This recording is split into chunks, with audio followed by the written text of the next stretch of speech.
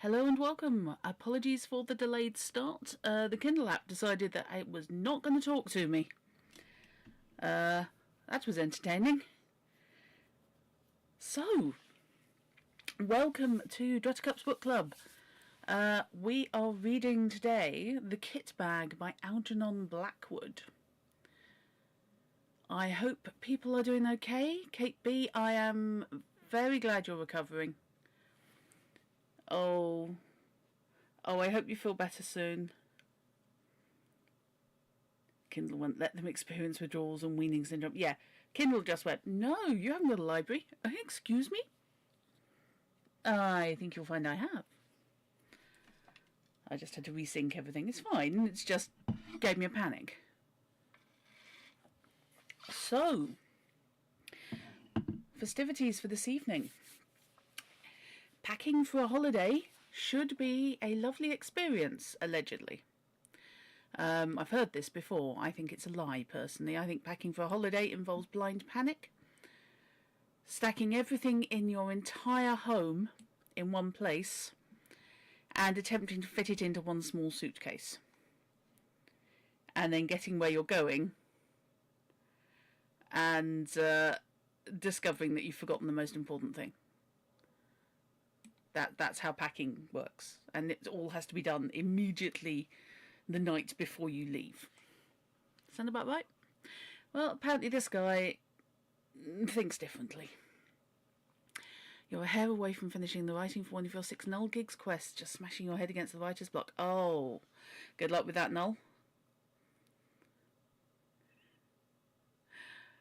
Okay. Oh. Evening chrono. Right. If we are all sitting comfortably. Content warnings for this are broadly suspense, horror, and implied nastiness, I'm going to say. So if everybody can hear me okay, and we are live on both sources, she says. Yes, it is. Excellent. YouTube giving me a moment.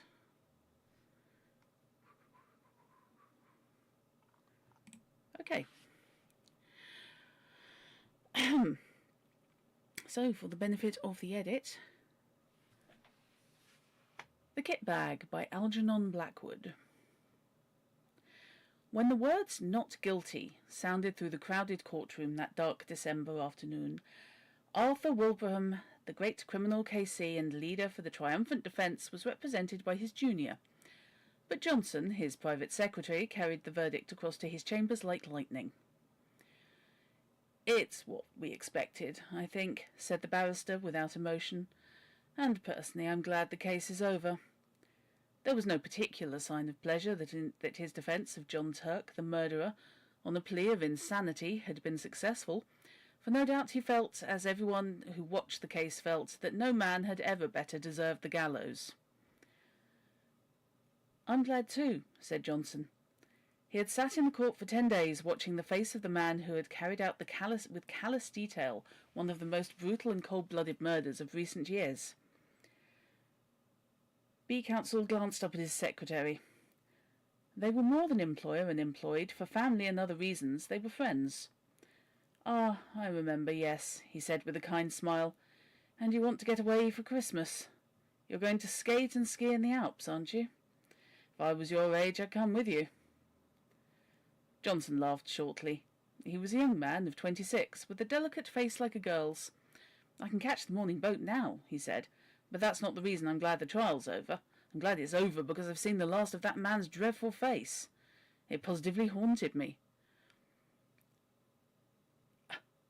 Bat-white skin with the black hair pushed low over the forehead, it's a thing I shall never forget.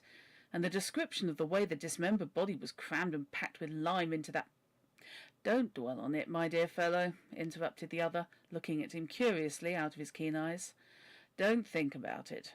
Such pictures have a trick of coming back when one least wants them. When do you actually want them?" He paused a moment. "Now go," he added presently, and enjoy your holiday. I shall want all your energy for my parliamentary work when you get back, and don't break your neck skiing." Johnson shook hands and took his leave. At the door he turned suddenly. "I knew there was something I wanted to ask you," he said. "Would you mind lending me one of your kit bags? It's too late for me to get one tonight, and I leave in the morning before the shops are open." "Of course. I'll send Henry over with it to your rooms. You shall have it the moment I get home." "I promise to take great care of it," said Johnson gratefully, delighted to think that within 30 hours he would be nearing the brilliant sunshine of the high Alps in winter. Thought of that criminal court was like an evil dream in his mind. He dined at his club and went on to Bloomsbury, where he occupied the top floor in one of those old gaunt houses in which the rooms are large and lofty. The floor below his was vacant and unfurnished, and below that were other lodgers whom he did not know. It was cheerless, and he looked forward heartily to a change. The night was even more cheerless. It was miserable and few people were about. A cold, sleety rain was driving down the streets before the keenest east wind he had ever felt. It howled dismally among the big gloomy houses of the great squares, and when he reached his rooms he heard it whistling and shouting over the world of black roofs beyond his windows. Pardon me. Ahem. And indeed, hello, Niblick.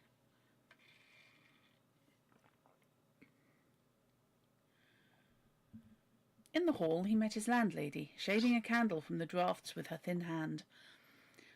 "It's come by a man for Mr. Wilbraham, sir." She pointed to what was evidently the kit bag, and Johnson thanked her and took it upstairs with him. "I shall be going abroad in the morning for 10 days, Mrs. Monks," he said. "I'll leave an address for letters." "And I hope you'll have a Merry Christmas, sir," she said, in a raucous, wheezing voice that suggested spirits. "And better weather than this." "I hope so too," replied her lodger, shuddering a little as the wind went roaring down the street outside.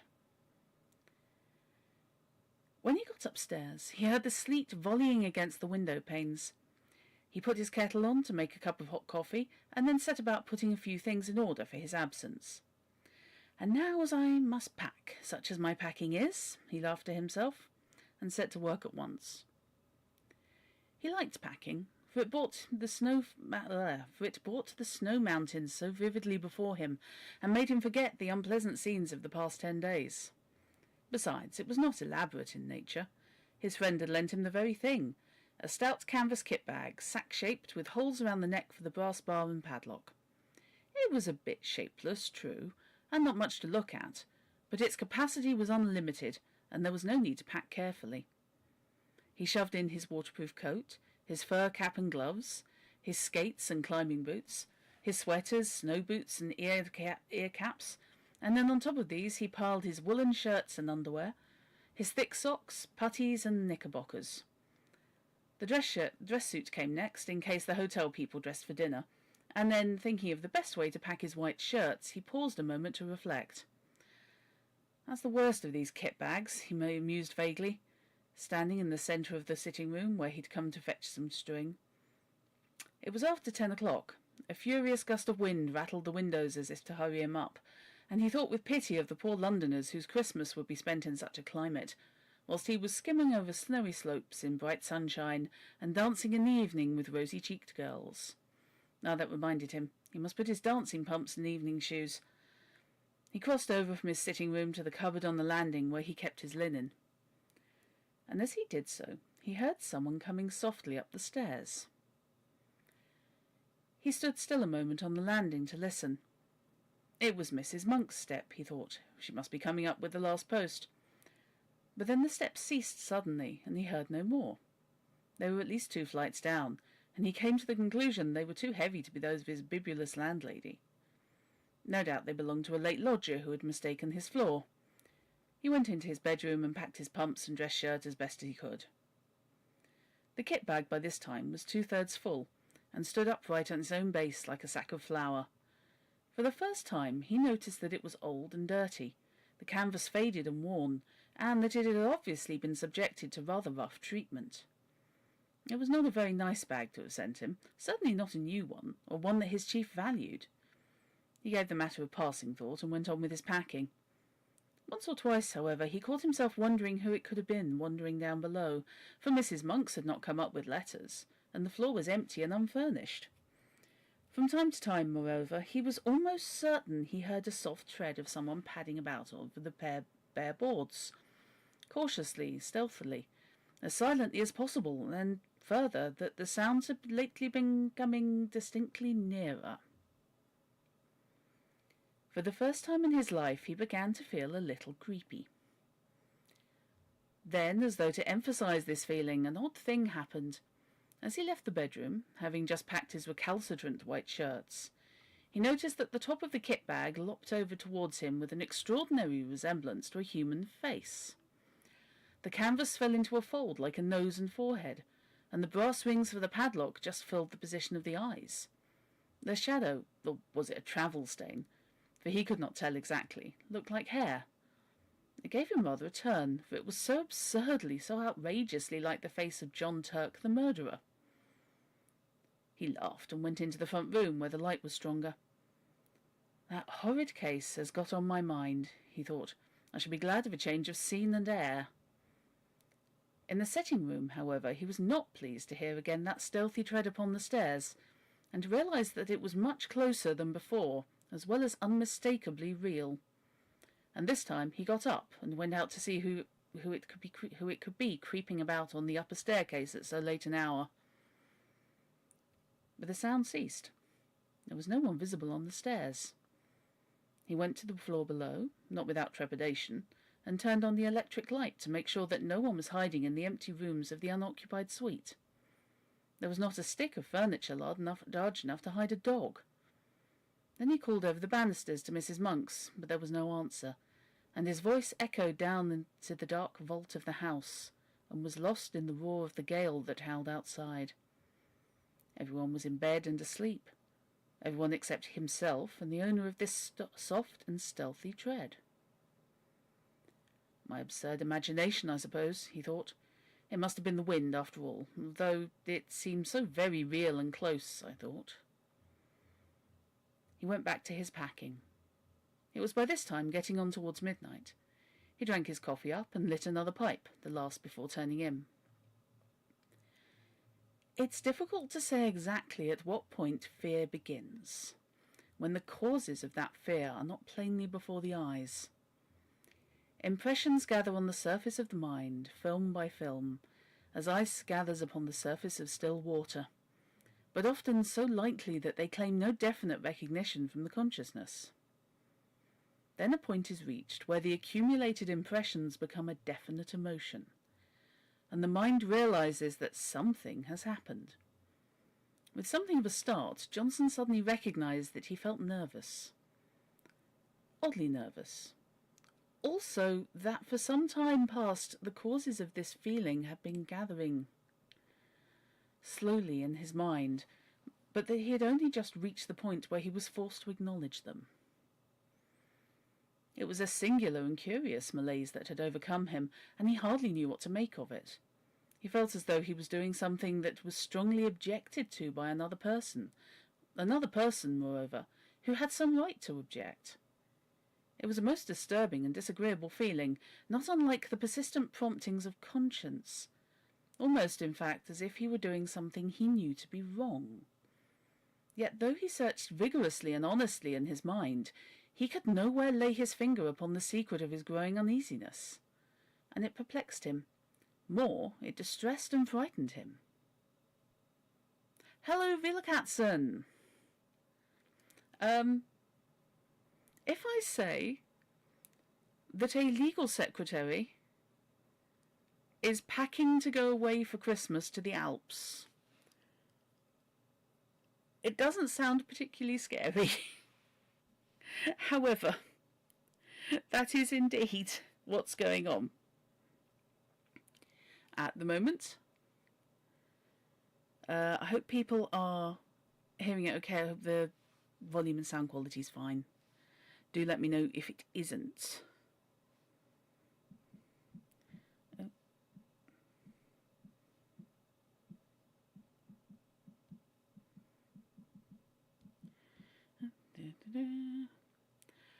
Oh, good Lord. Oh, thank you. Oh, cool. The sub is appreciated.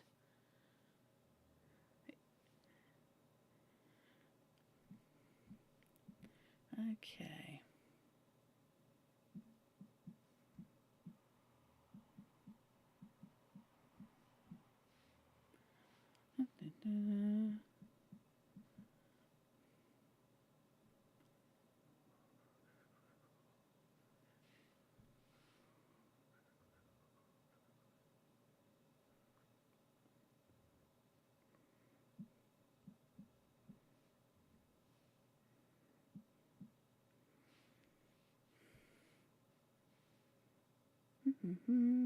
Sorry.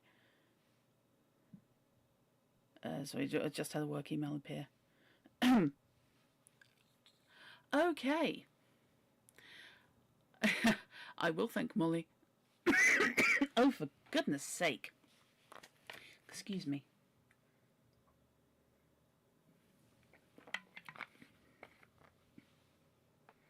Sorry about that. I will be editing this section out. Okay. So, yes, the kit bag is being packed, and it's there's somebody wandering around outside in an empty house. Pure nerves, I suppose, he said aloud with a forced laugh. Mountain air will cure all that. Ah, he added, still speaking to himself, and that reminds me, my snow glasses.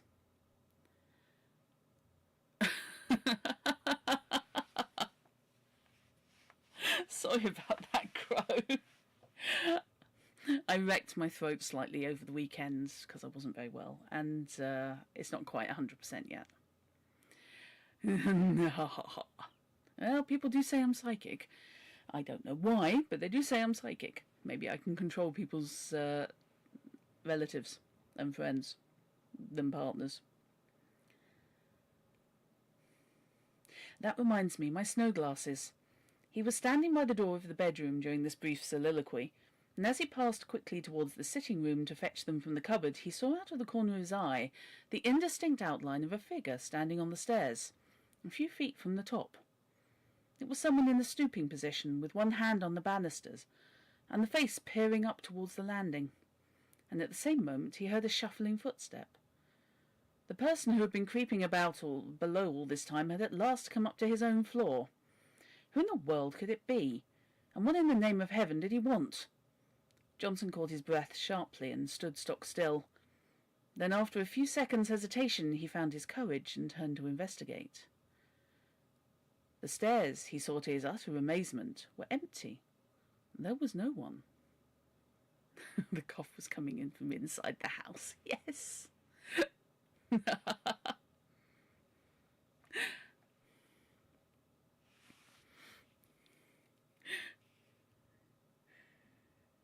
He felt a series of cold shivers run over him, and something about the muscles of his legs gave a little and grew weak. For the space of several minutes he peered steadily into the shadows that congregated about the top of the staircase, where he had seen the figure. And then he walked fast, almost ran, in fact, into the light of the front room. But hardly had he passed inside the doorway when he heard someone come up the stairs behind him with a quick bound and go swiftly into his bedroom. It was a heavy, but at the same time a stealthy footstep, the tread of somebody who did not wish to be seen. Okay, gonna take a brief break here. Close the bloody front door to your flat, sir! Is it just me? Does your door not have a lock? If I was being menaced by somebody in my building, and I could hear noises on the stairs, I would be locking and deadbolting that door so bloody fast. It's not just me, is it? Hope not, anyway. Little basic self-preservation, sir.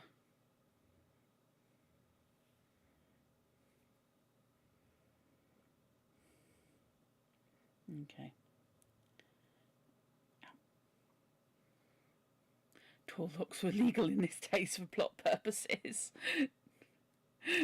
I think you mean chair under the handle, yeah. Yeah. The door would be locked and deadbolted before any strange noises even occurred. Yeah. Reliable narrators never have self-preservation. Yeah, this is true. This is very true.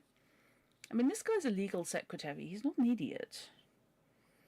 But I tell you what, just on a little side note, I rather like that even though he's a legal secretary to obviously somebody quite important, he has, I'm not going to say the house is crap, but he has rooms in probably not the most expensive lodgings he could be in, to be charitable.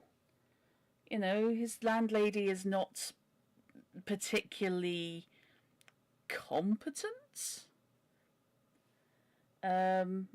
especially if she's wrecked already at this time. You know, it wasn't that late when he got home.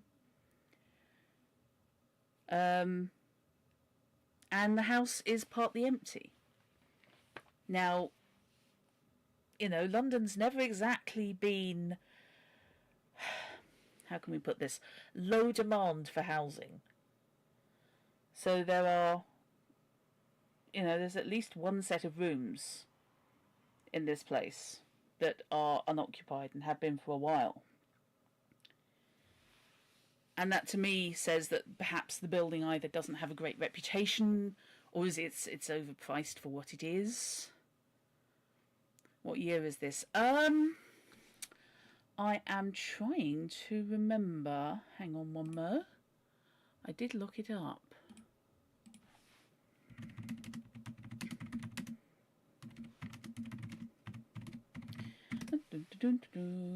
Okay, this was written in 1908.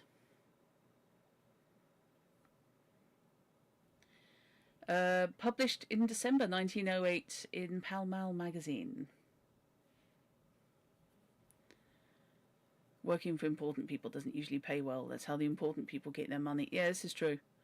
But his legal secretary, however, would be, unless I'm mistaking something, a lawyer in training.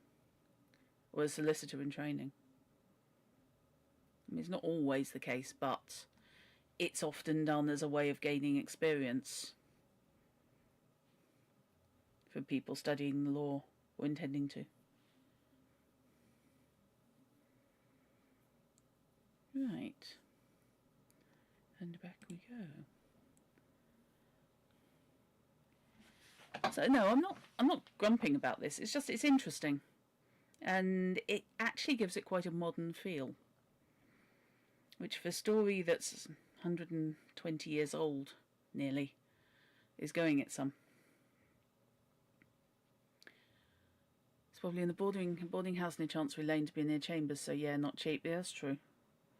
That is indeed true. Yes, if he's wanted to be largely at the beck and call. Also, it implies the relationship between him and his boss. There was an implication, it wasn't just that they were friends, that there was some kind of family connection, so we may be talking uncle-nephew. Something along those lines. Certainly he felt comfortable enough asking his employer if he could borrow one of his kit bags, with an expectation that he had a surplus. Okay. It was a heavy but at the same time a stealthy footstep, the tread of somebody who did not wish to be seen. And it was at this precise moment that the nervousness he had hitherto experienced leapt to the boundary line and entered the state of fear, almost of acute, unreasoning fear. Before it turned into terror, there was a further boundary to cross, and beyond that again lay the region of pure horror. Johnson's position was an unenviable one. By Jove, there was someone on the stairs, then, he muttered, his flesh crawling all over. And whoever it was has now gone into my bedroom. His delicate pale face had turned absolutely white, and for some minutes he hardly knew what to think or do. Then he realised intuitively that delay only set a premium upon fear, and he crossed the landing boldly and went straight into the other room, where a few seconds before the steps had disappeared. Oh, that explains why he doesn't have the door locked. He's got rooms either side of the staircase. The layout of the rooms actually makes a lot more sense now. Probably no door between his suite and the staircase. So, presumably the living room, kitchen, and bedroom would have their own doors.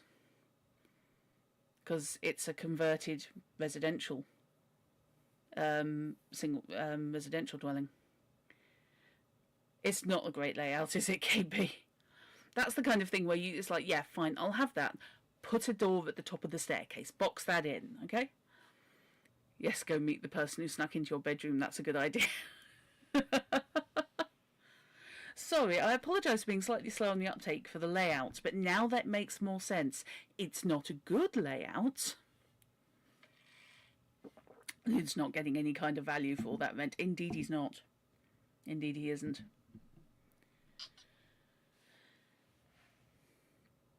Who's there? Is that you, Mrs. Monks? He called aloud as he went, and he heard the first half of his words echo down the empty stairs, while the second half fell dead against the curtains in a room that apparently held no other human figure than his own. Who's there? He called again, in a voice unnecessarily loud and that only just held firm. A bunch of the staircases in your first year accommodation had the top of staircase, rooms split across landings. Yeah, I think one of the ones I did not in Canterbury, but when I was in Farnborough, I think the top floor ones did. Actually, the one in Canterbury did. It wasn't my room, I was on the ground floor in Canterbury. That was entertaining. Not a great fan of being on the ground floor with large openable windows. Did not lead to a feeling of security. Who's there? He called again, in a voice unnecessarily loud and that only just held firm. What do you want here? The curtain swayed very slightly, and as he saw it, his heart felt as if it almost missed a beat. Yet he dashed forwards and drew them aside with a rush. A window, streaming with rain, was all that met his gaze. He continued his search, but in vain. The cupboards held nothing but rows of clothes, hanging motionless, and under the bed there was no sign of anyone hiding. He stepped backwards into the middle of the room, and as he did so, something all but tripped him up. Turning with a sudden spring of alarm, he saw the kit bag. That's odd, he thought. That's not where I left it. A few moments before it had surely been on his right, between the bed and the bath. He did not remember having moved it. It was very curious. What in the world was the matter with everything? Were all his senses gone queer? A terrific gust of wind tore at the windows, dashing the sleet against the glass with the force of small gunshot, and then fled away, howling dismally over the waste of Bloomsbury roofs. A sudden vision of the Channel next day rose in his mind and recalled him sharply to realities. There's no one here at any rate, that's quite clear, he exclaimed aloud. Yet at the time he uttered them, he knew perfectly well that his words were not true, and that he did not believe them himself. He felt exactly as though someone was hiding close about him, watching all his movements, trying to hinder his packing in some way. And two of my senses, he added, keeping up the pretence, had played me the most absurd trick. The steps I heard and the figure I saw were both entirely imaginary. He went back to the front room, poked the fire into a blaze, and sat down before it to think. What impressed him more than anything else was the fact that the kit bag was no longer where he had left it. It had been dragged nearer to the door. What happened afterwards that night happened, of course, to a man already excited by fear, and was perceived by a man that had not the full and proper control, therefore, of the senses. Outwardly, Johnson remained calm and master of himself to the end, pretending to the very last that everything he witnessed had a natural explanation, or was merely delusions of his tired nerves. Welcome, Moliere, and thank you very much for the subscription, and indeed the gift subscription. You are wonderful. It is official. It is known. This guy's being stalked by luggage. He's also perhaps not the most self-preservational person I've ever read a story about.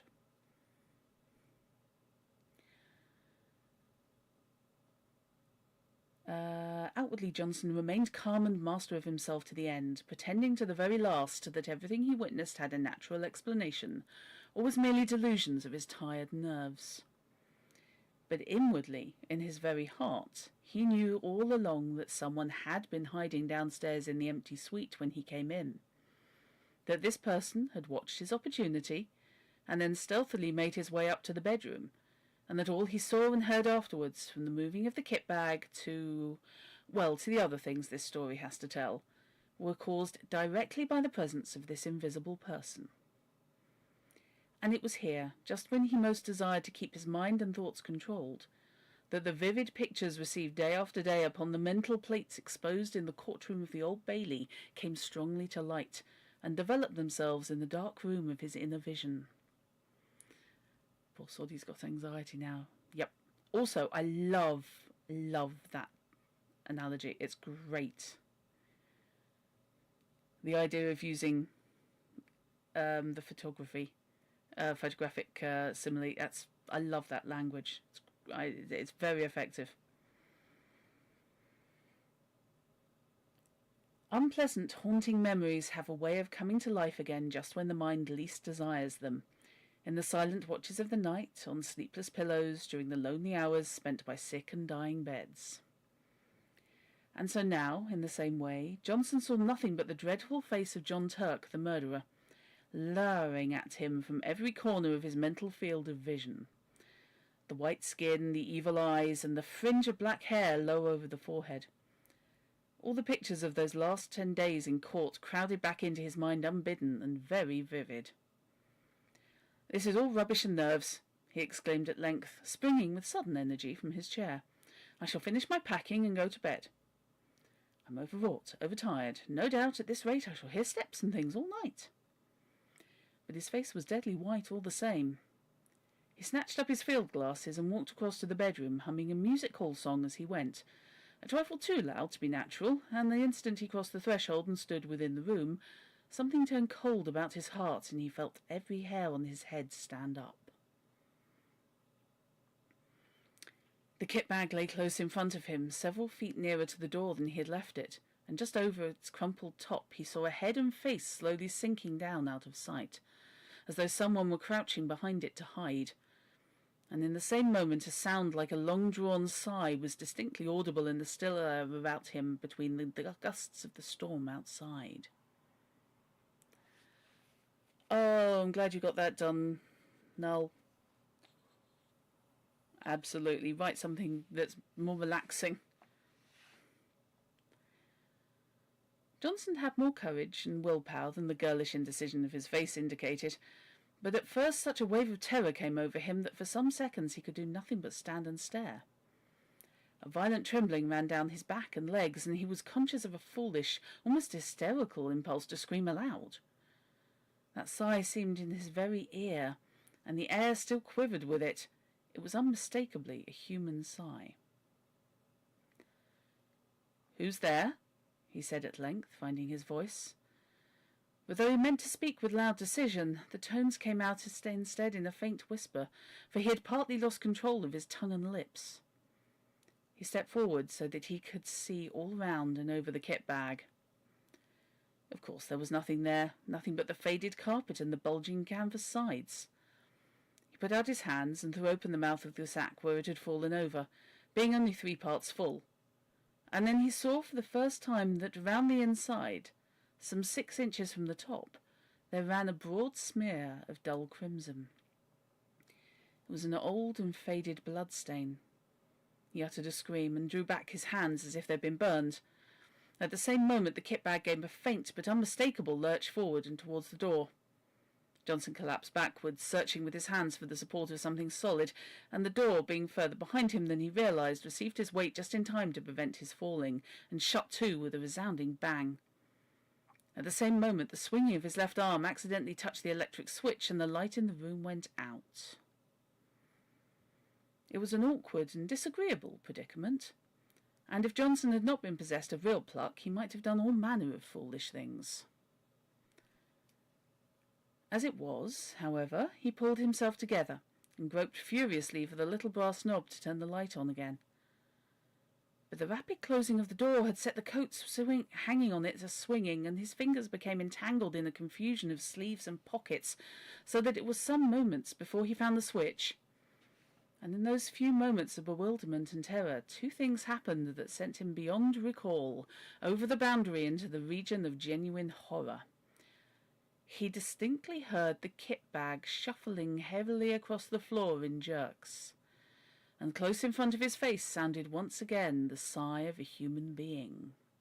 You don't think the kit bag likes to be borrowed? Yep. Well, if you remember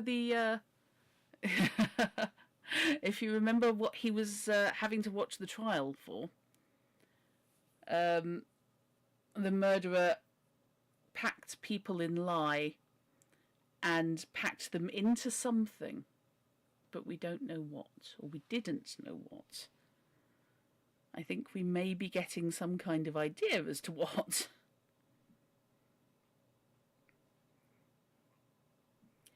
Right. Johnson comes back with a shotgun. Kit bag's haunted. Yep, absolutely. 100%.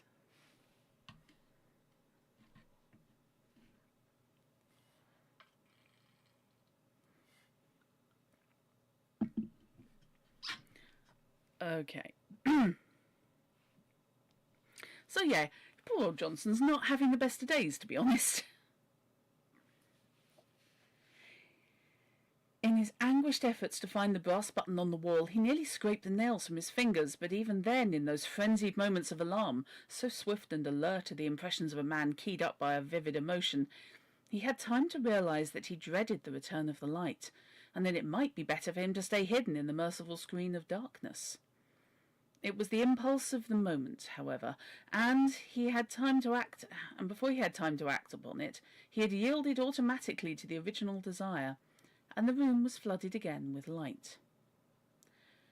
But the second instinct had been right.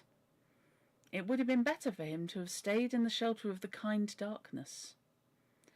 For there, close before him, bending over the half-packed kit bag, clear as life in the merciless glare of the electric light, stood the figure of John Turk, the murderer. Not 3 feet from him the man stood, the fringe of black hair marked plainly against the pallor of his forehead, the whole horrible presentment of the scoundrel as vivid as he had seen him day after day in the Old Bailey, when he stood there in the dock, cynical and callous, under the very shadow of the gallows. In a flash, Johnson realised what it all meant. The dirty and much-used bag, the smear of crimson within the top, the dreadful stretched condition of the bulging sides. He remembered how the victim's body had been stuffed into a canvas bag for burial, the ghastly dismembered fragments forced with lime into this very bag, and the bag itself produced as evidence. It all came back to him as clear as day. Very softly and stealthily his hand groped behind him for the handle of the door. But before he could actually turn it, the very thing that he most of all dreaded came about, and John Turk lifted his devil's face and looked at him. At the same moment that heavy sigh passed through the air of the room, formulated somehow into words. "It's my bag, and I want it." Johnson just remembered clawing the door open and then falling in a heap upon the floor of the landing as he tried frantically to make his way into the front room. He remained unconscious for a long time, and it was still dark when he opened his eyes and realised that he was lying stiff and bruised on the cold boards. Then the memory of what he had seen rushed back into his mind, and he promptly fainted again. When he woke the second time, the wintry dawn was just beginning to peep in at the windows, painting the stairs a cheerless, dismal grey, and he managed to crawl into the front room and cover himself with an overcoat in the armchair, where at length he fell asleep. A great clamour woke him. He recognised Mrs. Monk's voice, loud and voluble. "What, you ain't been to bed, sir? You ill, or has anything happened? There's an urgent gentleman to see you, though it ain't 7 o'clock yet, and—" "Who is it?" he stammered. I'm all right, thanks. Fell asleep in my chair, I suppose." "Someone from Mr. Wilbraham's, and he says he ought to see you quick before you go aboard, and I told him." "Show him up, please, at once," said Johnson, whose head was whirling and his mind was still full of dreadful visions. Mr. Wilbraham's man came in with many apologies and explained briefly and quickly that an absurd mistake had been made and that the wrong kit bag had been sent over the night before. Henry somehow got hold of the one that had come over from the courtroom, and Mr. Wilbraham only discovered it when he saw his own lying in his room and asked why it had not gone to you, the man said. Oh, said Johnson stupidly. How is this bag not in the police evidence locker? Yeah. I'm thinking that perhaps they're not expecting him to appeal. But, yeah, apparently the defence had hold of the bag. Go figure. And he must have brought you the one from the murder case instead, sir, I'm afraid, the man continued, without the ghost of an expression on his face. The one John Turk packed the dead body in. Mr. Wilbraham's awful upset about it, sir, and told me to come over first thing this morning with the right one as you were leaving by the boat. He pointed to a clean-looking kit bag on the floor, which he had just brought. And I was to bring the other one back, sir, he added casually. For some minutes Johnson could not find his voice. At last he pointed in the direction of his bedroom. Perhaps you would kindly unpack it for me. Just empty the things out on the floor. The man disappeared into the other room and was gone for 5 minutes. Johnson heard the shifting to and fro of the bag and the rattle of the skates and the boots being unpacked. Thank you, sir, the man said, returning with the bag folded over his arm. And can I do anything more to help you, sir? What is it? What is it? Asked Johnson, seeing that he still had something he wished to say. The man shuffled and looked mysterious. Beg pardon, sir, but knowing your interest in the Turk case, I thought you'd maybe like to know what's happened. Yes. John Turk killed himself last night with the poison immediately on getting his release, and he left a note for Mr. Wilbraham saying he'd be as much obliged if they'd have him put away, same as the woman he murdered, in the old kit bag. What time did he do it? Asked Johnson. 10 o'clock last night, sir, the warder says. The end. So yes, it wasn't in need of appeal. Of course, he got off. The murderer got off. The perils of the cab rank system of lawyers. Even if you think somebody is guilty, you still have to give them your best defence. And unless there are extreme reasons otherwise, you have to take the next case that you're given.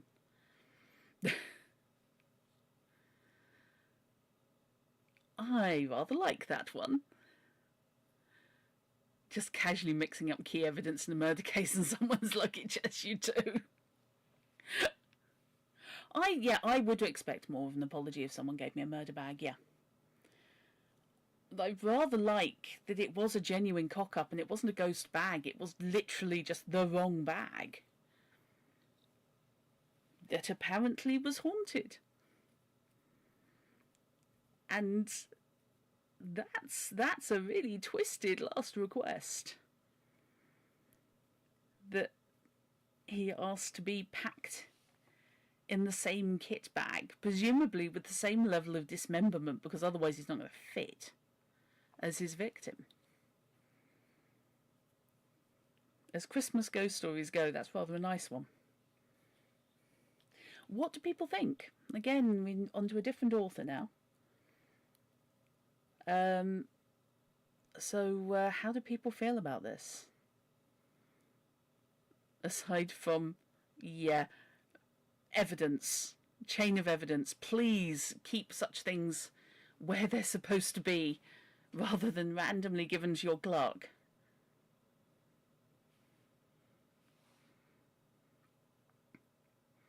You say that, but there was the case of the GCHQ guy found locked in his own gym bag. Oh, God, yes. Oh, yeah, that poor bastard. Yeah. I don't think they never got anyone for that. You missed the beginning, but you liked how realistic it was, except for the ghost. Yeah, it's a very naturalistic style. And the protagonist is very much an ordinary sort of person. He's an ordinary chap who lives in a rented set of rooms, who has an ordinary job, and really did not deserve what happened over the course of that night at all.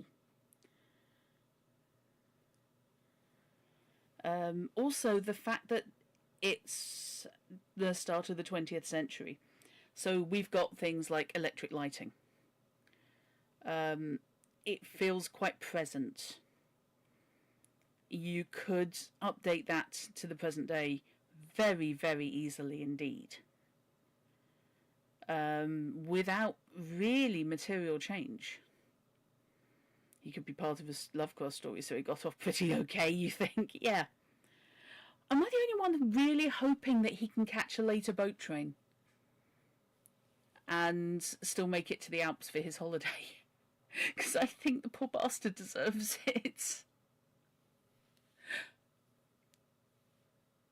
But yeah, he's packing for his Christmas away in the Alps, and I feel he genuinely earned that time off.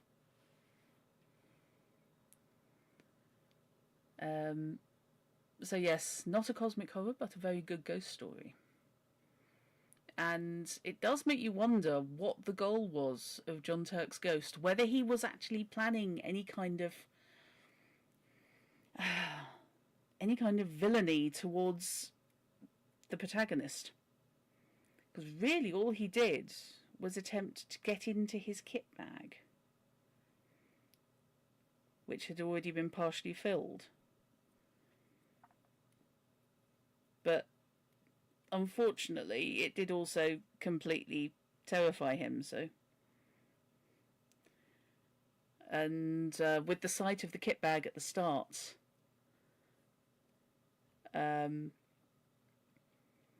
he pointed out, the kit bag looked like the guy's face, even before we actually see the ghost proper. You wonder how long a protagonist had to save up for that vacation. England to the Alps can't have been cheap. Wouldn't have been terrible. I mean, the Alps, not wildly cheap, but it would have been a boat train to the continent, and then rail from there. So he reckoned, 30 hours to get to the Alps, and he would be having parties. So, not dreadful, as far as expenses goes. He deserves a break, but maybe a closer vacation like Paris, and then a bigger trip for later. Keir's pack lighter. Yes. He was very much packing every single thing he could possibly need. I'd just be inclined to say so. You could just rent half of this stuff there, please. Hire skates. Hire snow glasses. Although the fact that he owns skates, he owns snow glasses, he owns winter sports equipment, kind of implies that he does this a lot, or it's one of his preferred hobbies, which tells you a lot about the character in some ways, especially since it contradicts his physical appearance. He's very slight, he's described as quite pale, quite delicate featured, but he's obviously into, his sports, and was clearly planning on pulling while he was there. Ghosts don't weigh very much. No. I will say, I only heard this story once, quite a while ago, and I had honestly forgotten the ending. I had completely forgotten that he survived. I had a horrible feeling he may have hung himself, and I had totally forgotten it was John Turk killed himself. It possibly wouldn't take even that long. When you were in school, you drove from Sussex to Tuscany via the Alps, and the whole journey was 24 hours. Train can't be that much slower than the coach. No, train would probably be faster. All told, because it's not down to the vagaries of traffic. I'm now kind of curious as to check how long such things would take.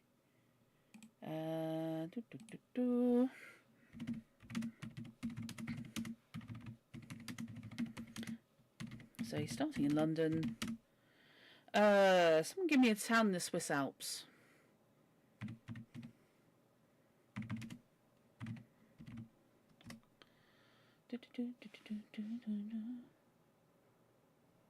Okay. Yeah.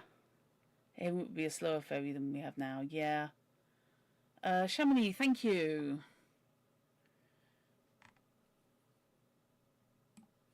Let's go with that.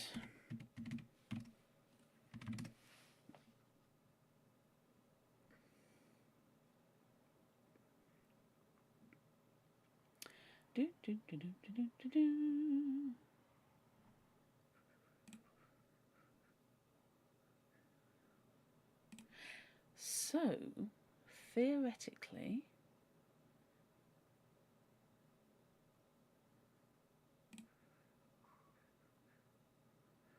it would take, I mean, this is today, obviously.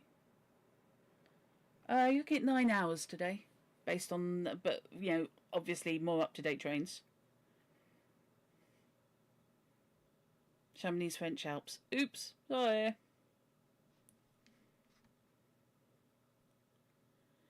That's Chamonix Mont Blanc. So, yeah, today that's like a 9-hour journey. Yes, apologies. My knowledge of geography is absolutely abysmal, so I didn't even notice. Sorry. Mind you, if I wanted to go tomorrow, literally, it would cost me £343 just to go. This is why you book ahead, children.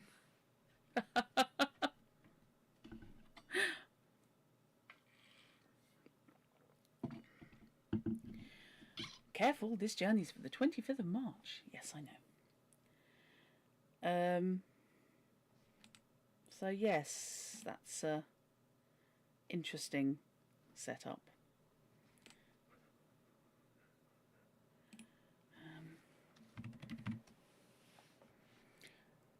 Let's go for somewhere I actually recognise, or not, as the case may be.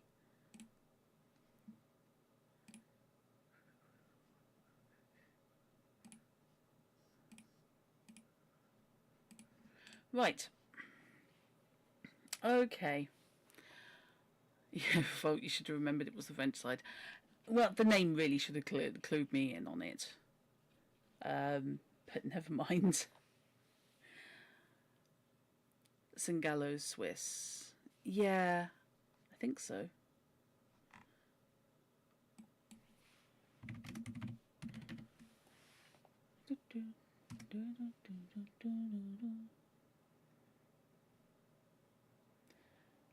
That is 12 hours.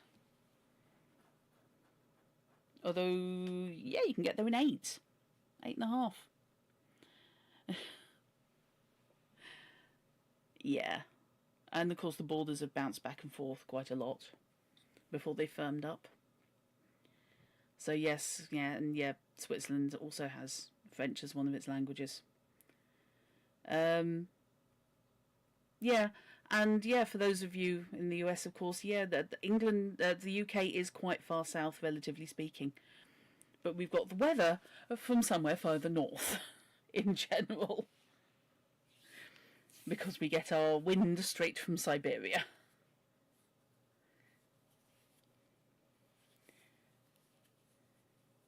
But then the jet stream, the Gulf Stream does help. We live in a weird place. Right. I will call that for tonight then on Book Club. Thank you very much for listening. I'm glad you enjoyed it. Algernon Blackwood wrote, I'm going to say, quite a lot of books. And was certainly admired by Lovecraft. And lived late enough that he was a broadcast journalist. It's one of his occupations. Oh,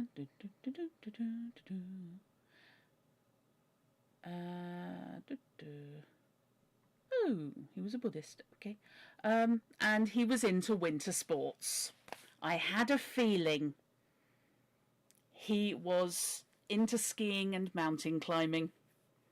So he was writing what he knew there for Johnson. And just for fun, he was a member of one of the factions of the Hermetic Order of the Golden Dawn. So, interesting chap. A tone of voice led you to expect, and he was into water sports. No, he was into witchcraft. Best known stories are The Willows and the Wendigo. Oh, which has been incorporated into the Cthulhu mythos, of course. Yes. I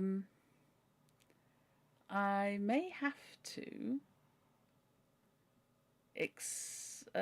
have a look at some of his other ghost stories, because I've read some of his stuff, but not a huge amount.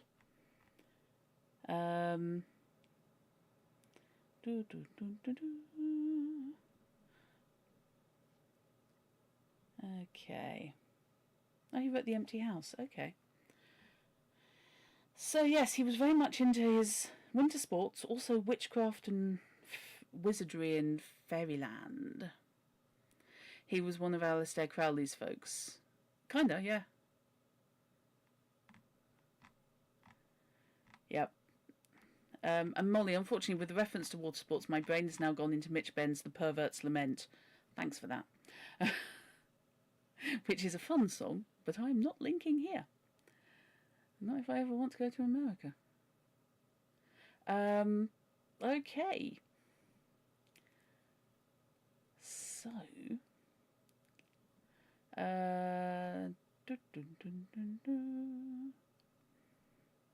Oh, he never married. Okay. No comments. Right. Okay then, so we lived to serve you. Thanks for that. Yeah, he was indeed, by the looks of it. Because Crowley, of course, was Order of the Golden Dawn. So there seems to have been a degree of crossover going on there. So, right. Next week, I'm not at all sure what I'm reading. I have a couple of options. We may go for a novel. We may kick off a novel.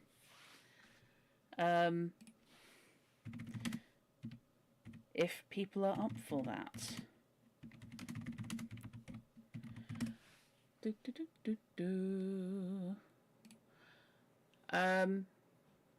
Yeah, there were lots of factions within the Order of the Golden Dawn. The thing is, they were very argumentative.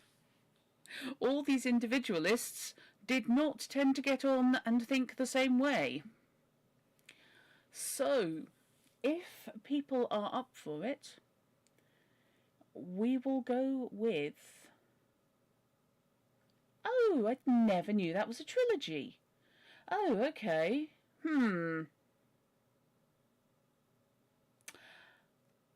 I had no idea it was actually part of a trilogy. Okay. I had been thinking of The Phoenix and the Carpet by E. Nesbit, which is a fantasy novel. But I had no idea it was actually technically part of the Samiad trilogy, which starts with 5 Children and It, and concludes with the story of the amulet, which I've never seen or read. Now, as far as I know, I've only ever encountered it as a standalone piece. Ditto, actually, for 5 Children and It. So it does only feature a passing reference to the beastie in 5 Children and It. So it should stand alone as its own thing.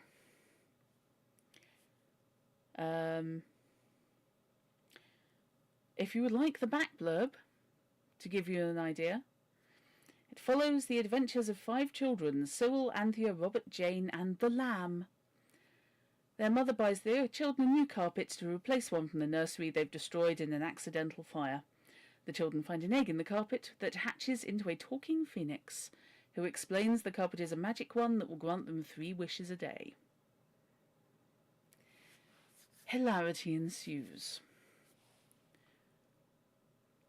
So, aside from the fact that these are children who've already encountered magic, we should be okay. Yeah, accidental fire. I'm just worried about the fact that the youngest kid is called the Lamb. That always freaked me out when I was watching an adaptation. So yeah. Oh,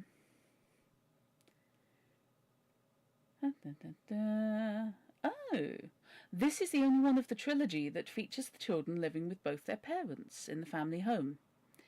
In the other 2 volumes, circumstances have forced the children to spend protracted periods away from their home and their father. So that should be fun. So yeah, if people are up for that, I will start that next week. Should be interesting. Not sure how long it is as a book, but we're probably looking at roughly the same or slightly longer than Hand of the Baskervilles, if that's okay. So yeah, we will get on with that next week. Thank you very much. Obviously obligatory, largely for YouTube, comment if you'd like to support the channel. You can do so on ko-fi.com/Druttercup.